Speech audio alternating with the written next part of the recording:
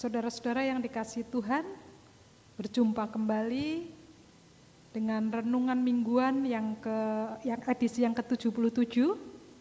Kita akan bersama belajar mengenai Tuhan Yesus yang menampakkan diri. Kita akan bersama membaca Yohanes 21 ayat 1 sampai dengan 7. Yesus menampakkan diri kepada murid-muridnya di pantai Danau Tiberias.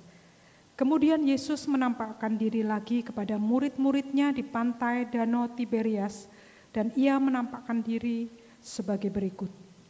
Di pantai itu berkumpul Simon Petrus, Thomas yang disebut Didimus, Natanael dari Kana yang di Galilea, anak-anak Zebedeus, dan 2 orang muridnya yang lain. Kata Simon Petrus kepada mereka, "Aku pergi menangkap ikan." Kata mereka kepadanya, "Kami pergi juga dengan engkau." Mereka berangkat lalu naik ke perahu, tetapi malam itu mereka tidak menangkap apa-apa. Ketika hari mulai siang, Yesus berdiri di pantai, akan tetapi murid-murid itu tidak tahu bahwa itu adalah Yesus. Kata Yesus kepada mereka, "Hai anak-anak, adakah kamu mempunyai lauk pauk?" Jawab mereka, "Tidak ada." Kata Yesus kepada mereka, "Tebarkanlah jalamu di sebelah kanan perahu, maka akan kamu peroleh." Lalu mereka menebarkannya, dan mereka tidak dapat menariknya lagi karena banyaknya ikan. Maka murid yang dikasihi Yesus itu berkata kepada Petrus, "Itu Tuhan." Ketika Petrus mendengar bahwa itu adalah Tuhan, maka ia mengenakan pakaiannya, sebab ia tidak berpakaian, lalu terjun ke dalam danau. Amin. Nah, saudaraku yang dikasihi Tuhan, hari-hari ini kalau kita melihat bahwa ini adalah masa-masa penampakan Tuhan Yesus 2000 tahun yang lalu, ya, karena setelah itu Tuhan Yesus naik ke surga. Jadi selama 40 hari Tuhan Yesus menampakkan diri sebagai bukti bahwa Dia sudah bangkit. Nah, saudaraku yang dikasihi Tuhan, ini adalah penampakan Tuhan Yesus yang ketiga. Kalau kita membaca di dalam ayat yang ke-14 dari Yohanes 21, itulah ketiga kalinya Yesus menampakkan diri kepada murid-muridnya sesudah ia bangkit dari antara orang mati. Jadi kisah yang tadi dibacakan Yohanes 21 ayat 1 sampai dengan yang ke-7 adalah kisah penampakan Tuhan Yesus yang ketiga kali. Bapak, Ibu, dan saudaraku yang dikasihi Tuhan, ada hal yang menarik yang ingin kita pelajari, satu kejadian di pantai Danau Tiberias. Jadi pantai Danau Tiberias itu sendiri ada beberapa nama yang sama dengan Danau Tiberias. Yang pertama adalah Danau Galilea, itu bisa kita baca di dalam Yohanes 6 ayat yang pertama. Atau Danau Genesaret. Di dalam Lukas 5 ayat yang pertama dikatakan itu Danau Genesaret. Jadi Danau Tiberias, Danau Galilea atau Danau Genesaret itu adalah tempat yang sama. Di tempat itulah Tuhan Yesus menampakkan diri. Dan di tempat itulah Tuhan Yesus memberikan pengharapan di dalam keputusasaan. Renungan mingguan kali ini mengambil tema ada pengharapan di dalam keputusasaan. Simon Petrus yang sudah mengalami berjumpa dengan Tuhan di dalam kebangkitan, jadi ini adalah yang ketiga kali Tuhan Yesus menampakkan muridnya, jadi menampakkan diri kepada murid-muridnya, dan Simon Petrus melihat. Dan Simon Petrus berkata, "Aku pergi menangkap ikan." Jangan hal ini diartikan bahwa Simon Petrus kembali kepada profesi dia yang lama sebagai penangkap ikan. Bukan. Simon Petrus menjadi penjala ikan, penjala manusia. Tetapi di dalam kejadian ini, di dalam ayat yang ketiga, Simon Petrus berkata kepada teman-temannya, "Aku pergi menangkap ikan bukan sebagai profesi, tetapi sebagai mencari ikan untuk kebutuhan hidup." Bukan profesi ya, tapi untuk kebutuhan hidup makan, bukan untuk profesi sebagai nelayan. Dia sudah menetapkan diri menjadi penjala ikan, penjala manusia. Jadi saudaraku yang kasih Tuhan, ketika Simon Petrus pergi menangkap ikan dan firman Tuhan tadi berkata, malam itu mereka tidak menangkap apa-apa.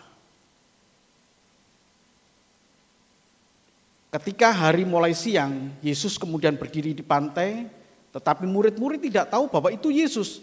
Pribadi yang tidak mereka kenal ini, yang tidak mereka tahu ini, kemudian memberikan pertanyaan kepada mereka, adakah lauk pauk pada dirimu? Sekarang saudaraku yang kasih Tuhan, dalam keadaan lelah, dalam keadaan yang putus asa, semalam-malaman tidak menangkap apa-apa, di sini dikatakan tidak menangkap apa-apa. Artinya betul-betul gagal total mereka. Dan kemudian ada pribadi yang mempertanyakan apakah ada makanan pada mereka. Bisa jadi mereka kesal, bisa jadi mereka marah gitu ya. Di dalam keputusasaan itu tiba-tiba ada orang yang bertanya, adakah makanan? Ya tentu tidak hanya sekedar bertanya ada makanan. Pertanyaan ini kan mengandung unsur aku minta makanan.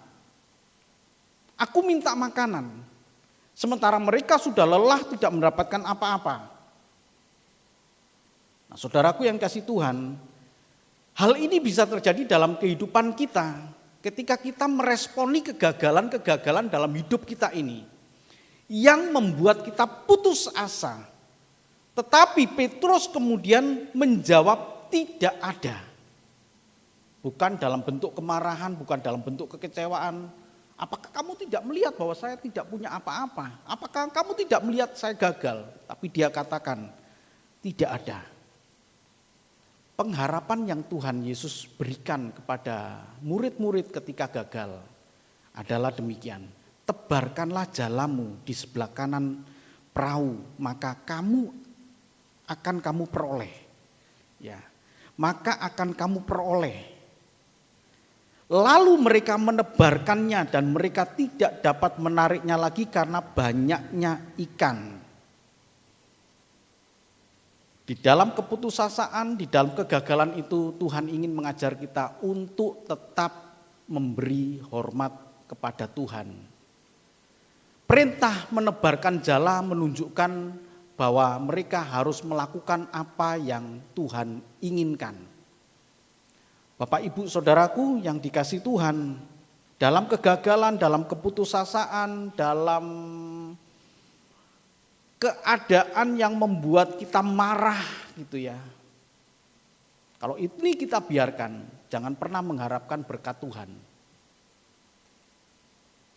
Tapi sebaliknya, ketika kita tetap berpaut kepada Tuhan, ketika kita menunjukkan eksistensi kita bahwa kita adalah anak Tuhan, yang memiliki pengharapan di dalam keputusasaan, di dalam keputusasaan itu ada pengharapan di dalam Tuhan, maka kita percaya ada berkat Tuhan yang besar yang Tuhan siapkan bagi kita. Ini pelajaran yang begitu menarik, yang dapat kita tarik pelajaran dari penampakan diri Tuhan Yesus kepada murid-muridnya di Danau Tiberias, di Danau Galilea, di Danau Genesaret. Di danau itu Tuhan ingin menyatakan, engkau gagal, engkau putus asa, tetapi aku memberi pengharapan di dalam keputusasaan itu ketika kita mau melakukan apa yang Tuhan perintahkan. Saudaraku yang kasih Tuhan, tidak sedikit orang yang kemudian justru meninggalkan Tuhan di dalam keputusasaan dan keadaannya tidak akan semakin baik. Ketika dalam keadaan gagal total, kita datang kepada Tuhan, kita mendengarkan apa yang Tuhan katakan, kita taat kepada Tuhan, maka firman Tuhan ini juga menjadi bagian dari kita. Lalu mereka menebarkannya dan mereka tidak dapat menariknya lagi karena banyaknya ikan.